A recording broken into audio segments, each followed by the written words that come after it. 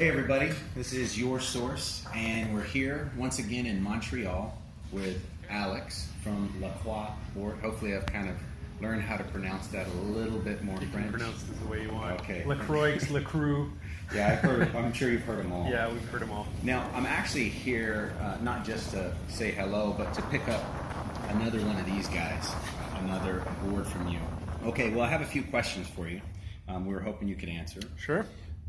So in looking at the current state of your business, Lacroix, would you say that with the growth that you've experienced since inception, are you happy with that? Is it what you expected? Has it met those expectations or gone even beyond them?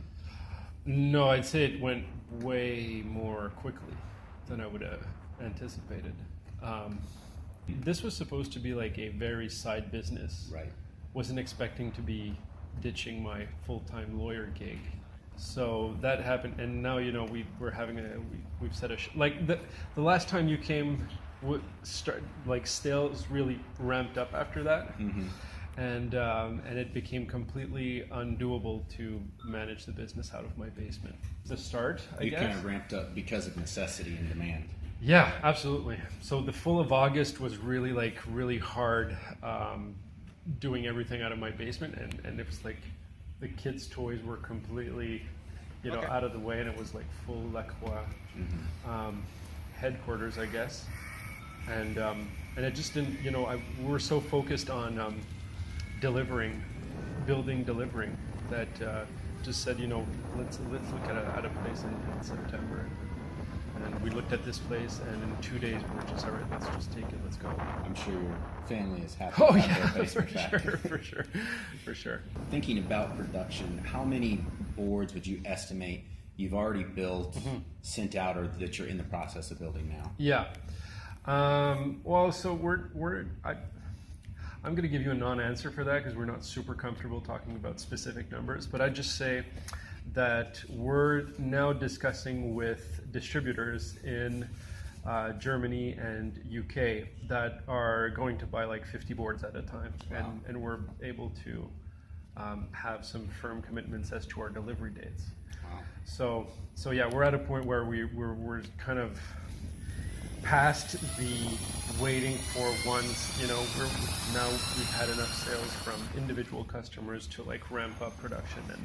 And a great job, I have to say, just being a customer of, the turnaround time from ordering to actually receiving your board. I really appreciate all you guys' hard work. You do a really nice job. Well, you are here on a Sunday, and we're actually working, so there's no magic to it. Yeah. It's a lot of hard work. Yeah, definitely. Pretty much everybody that's tried your board, I'm sure it's not for everyone, but I know, like, for myself and for most of the people that I've talked to that have ridden a Lacroix, they love the board. I certainly do. But as the industry goes with e-skate, everyone wonders what's next. We know, like, right now you've got basically two variations, and the only real difference is the battery that you're using. One has a longer range. Yeah. But in looking at the future of your company, your board, is there any variation or upgrade that you have planned maybe for this next year in 2019 with materials, components, using the Foxbox Unity or anything like that? Yeah, so what we're going to do with our next model, it's no secret, we're going to improve on the current board with all the feedback that we've been getting. So it's like twofold. I think like the if you were to ride like today our next model, you'd feel it right at home. You'd recognize the Lacroix signature, I'd say. But it will make it easier to build as well. Right now they're all little works of art. They're complicated to build. We can't put like just about anyone on the assembly line. So we've had like McGill engineers and like lifelong technicians, and so all people with a lot of experience, and arguably it's hard to scale a business because so our next model will be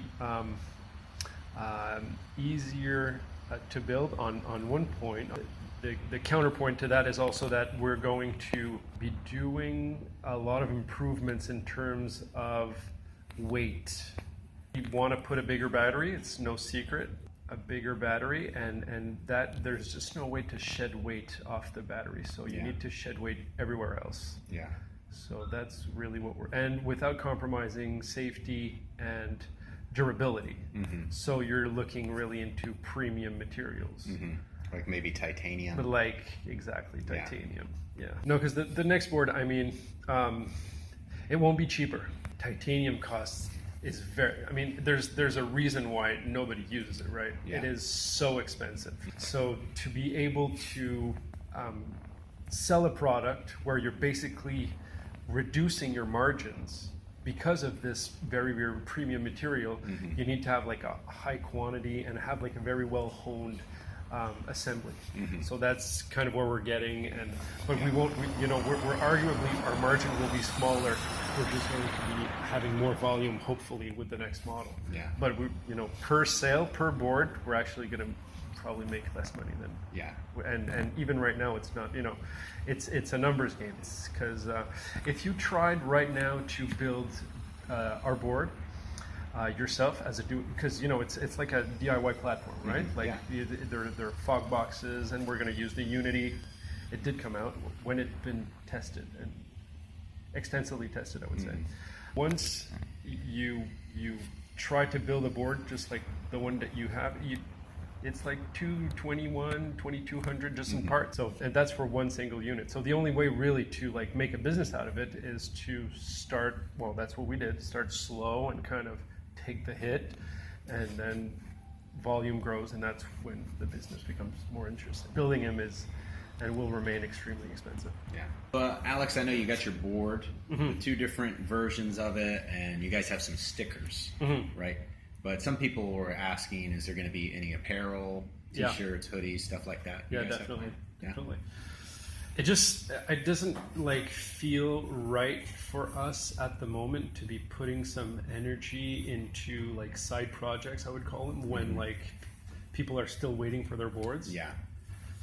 So that's one thing, and the other thing is that we'd want to like just wouldn't want to slap any logo on our logo on any shirt. It would have to be like match the quality of the board. Exactly. So kind of be like unique and have a spin to it, and that takes time to source, and it's just like just haven't had time to get to it. But yeah, we'll get to it definitely. Yeah. It's just like we're really still laser focused on priorities. Yeah. And I'm sure your customers appreciate that plan overall. Hopefully. So starting your own company, the success that it has had, how much work that's involved. What would you say has been the toughest part when it comes to starting this business, the journey of Lacroix? Yeah. And what has been your favorite part? Yeah. So toughest part, I would say, is suppliers and quality.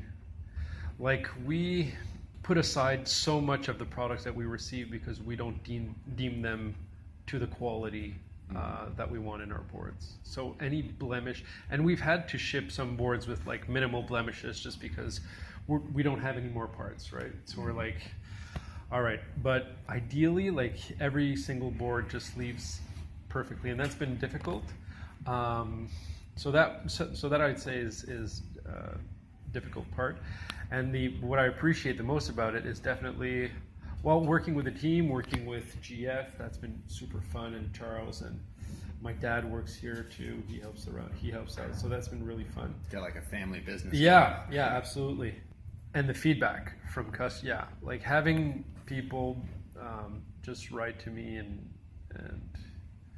be really happy about what we've executed is really rewarding. Yeah, well, Alex, I have to say, your work, it speaks for itself, and all the guys that you have working with you. You really do a great job, have a great product, and you can tell that you don't allow things to go out that aren't top-notch quality. Yeah, the QC is really, and GF is the same. I mean, we throw out a lot of stuff. And suppliers don't like us so much. But your customers do. Yeah, exactly. And at the end of the day, if you're not there to make like a top-notch product, why are you even in business? That's our vision. So anything else you wanted to say before we concluded about eskate? Anything? Yeah. Wear a helmet. Yeah, and just ride safe. So it's always the same message because it's so nascent like all around the world, legislations is kind of different, and so if you ride recklessly, there is a very high risk that legislation will change very quickly. Mm-hmm. So we're all like we're all ambassadors. We are. So it's always a message because it's very fragile at the moment, mm-hmm. and so we have a responsibility as a company to make boards safer. We're always looking into that, like putting lights and mm-hmm. just like safeguards, and so that's our responsibility. And like the rider has a responsibility as well to like just not be reckless. Yeah, and I think that's one of the things that I really appreciate about this board. I mean, it's not a beginner's board by any means. It has real power, mm-hmm. But I think the stability, the quality that goes into it, used properly, it's actually one of the safest boards mm-hmm. that I've ridden. Yeah, I think so too. Absolutely. Well, Alex, thank you so much for your time, for all the hard work that you and your crew do, and you guys keep up the good work.